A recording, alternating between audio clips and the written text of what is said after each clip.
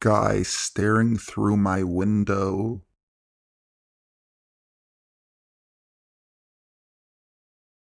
I've been debating on whether or not I should post anything here, but figured I might as well. I'm a really big fan of this page, so I thought maybe I could contribute somehow. So here it goes. Okay, so this one happened when I was probably 4 or 5 years old. We lived in a tiny town in North Carolina. Combined with the city and entire county, we have a roughly 5,000 person population. Now, when I used to live with my parents before I married, we lived 10 minutes from town. Our neighbors are family and they live about an acre away in each direction. We know everyone and everyone knows us. When I was young, I had a particular fear of leaving my curtains up at night. I had to have my windows covered before I could sleep. I was too young to verbalize it at the time, but the concept of waking up with someone looking through my windows terrified me. After this incident, this particular fear of mine has amplified. Anyways, to get to the actual story, we lived pretty much by ourselves. If anyone comes onto our property, we know who they are. So when my father and older brother started finding boot prints that didn't belong to them, we got a little nervous. Living out as far as we did meant that police, fire department, or EMS would take much longer in a bad situation. My father had taught my older brother, sister, and me how to handle guns, even from an early age. At 6, I was fairly proficient with my Daisy BB gun. So, over the course of several days, they started to notice more boot tracks. Stuff was being moved around in the barn. The building door was open one morning, though we couldn't tell if anything was missing or not. It was apparent that someone was snooping around at night. Since I was so young, my parents didn't want to frighten me, but my brother did. He told me that someone was creeping around the yard at night, and one day I would wake up and he'd be in the house. To put it lightly, my brother was an asshole.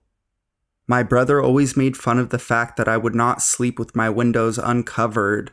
He told me I needed to face my fears, and eventually, during this time that someone was definitely sneaking around, he convinced me to sleep with my curtains drawn back. I craved his approval more than anything, so I agreed to do so. He said now was the best time to do it, and I believed him. So that night, I left my curtains drawn. It took a long time for me to get to sleep, but eventually it did come. I was always a very light sleeper, and even the slightest gust of wind would wake me up. I would always wake up 4 or 5 times a night. That night, I heard the porch just outside my window creaking. I tried to ignore it, thinking that it had to be my imagination. Then, a shadow passed over the light coming from the lamp outside. I opened my eyes and sat up. A man was standing in the window, hands cupped up to the glass. In the process of running out of my room, I did piss myself. I ran straight for my parents' bedroom. At the same time, the doorknob to the front door started jiggling hard. He was trying to get in. I managed to get into the bedroom and tell my parents what had happened. My dad grabbed a gun and flashlight and headed outside, throwing the door open. Mom locked it behind him before waking up my brother. After nearly a half an hour, my father came back in. His face was sweaty and pale. He sent my brother and I to bed, but we both sat up and listened. My father had found a tarp and blankets set up about a half a mile into the woods, just off the logging trail that had been dug in some 20 years prior. Guy had been there a while. Dad apparently tore the place apart. He had sight of the guy, but had lost him in the end. The police came and took statements from my parents and had a look in the woods, but didn't find anything. They figured he wouldn't be back anytime soon. We never saw him again, and I always sleep with my windows covered. So, creepy ass man spying on a 4-year-old? Let's not meet.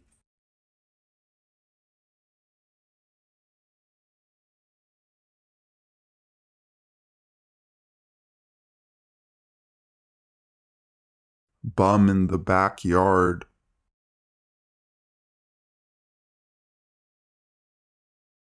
I'm going to try to make this story short and to the point. When I was growing up, my best friend had a really big backyard. His backyard was actually connected to a wildlife reserve, but separated by a brick wall. All throughout our childhood, we spent many a days and nights in that backyard. This happened when we were probably around 12 to 13. Anyways, being that the backyard was so large, they had these ridiculously bright floodlights. These lights were controlled by a switch in the house, not motion activated, being that they were so bright. The motion activated lights they had installed only reached about halfway down the backyard, which also meant that if something or someone happened to be back at the end of the backyard, you wouldn't be able to see them, and the motion sensor didn't reach a range of that distance. So often late at night before going out, we would flick on the lights just to catch a glimpse of everything before going out and venturing ourselves. On this particular occasion, we were about to take his dog out to throw the ball, even though it was about 9 or 10 at night. So we flick on the lights, and at the very end of his backyard, there is a homeless person who, at the sight of the lights, freezes completely still. We noticed him immediately. We sat there and stared at him for what felt like an hour, but was realistically more like 20 seconds, just sitting there, watching, unsure what the hell to do. The whole time he just stayed frozen. What finally broke this frozen silence was my friend's dog barking, either from sensing our vibes or finally catching on to the intruder. And thank God she did bark, because this sent the man over the wall in literally a second. I think he thought we were gearing up to let her out to attack him, but in reality we were completely shook and as frozen as him. The next day we went out back to investigate and found a broken beer bottle, a pair of disgusting socks, and what looked like blood on top of the wall. We don't know if he cut his hand on the bottle and then smeared it on the wall as he was jumping over, or what happened exactly. We weren't even sure if it was his blood, someone else's, or possibly a poor animal from the nature reserve. Our original thoughts were maybe he was using the pool to clean himself up, but after talking about it more and more, we wonder if he wasn't washing blood off himself, maybe even trying to dispose of evidence, though we are aware that that might be a bit of an assumption. We never ended up telling his parents because we feared that they would somehow not let us hang out as much because of it. I know it isn't all that intense sounding, but when you are part of it, especially at that age, it really plays tricks on your mind. We were scared of his backyard forever after that.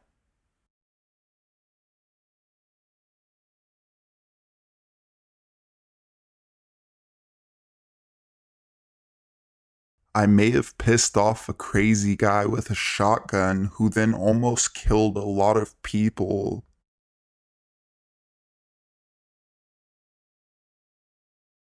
This happened in 2003.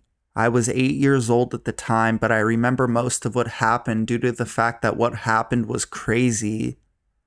I'm also not a writer, so I hope what I write here is coherent enough for you people to understand what happened. It was Labor Day and we went camping to this place in Virginia.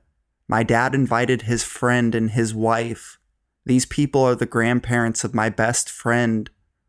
I was like most kids who couldn't appreciate nature. Now I am 21 and I still don't get it.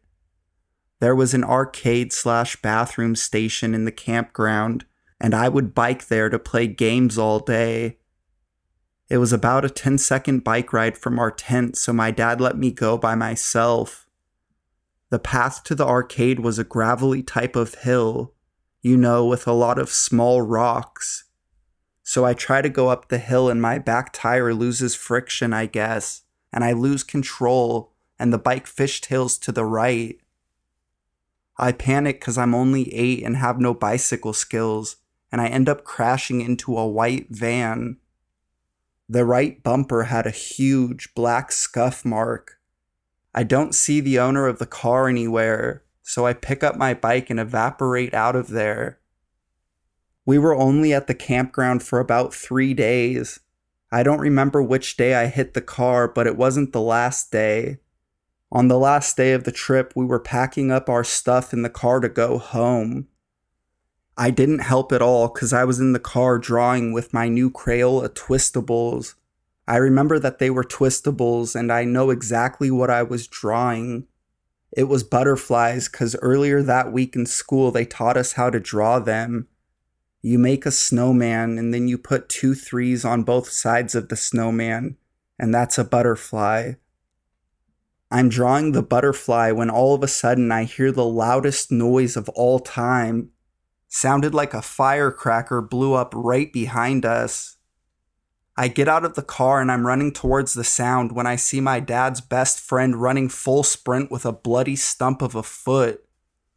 The foot is still attached to the tibia, but it was dangling. He lies down on a picnic table.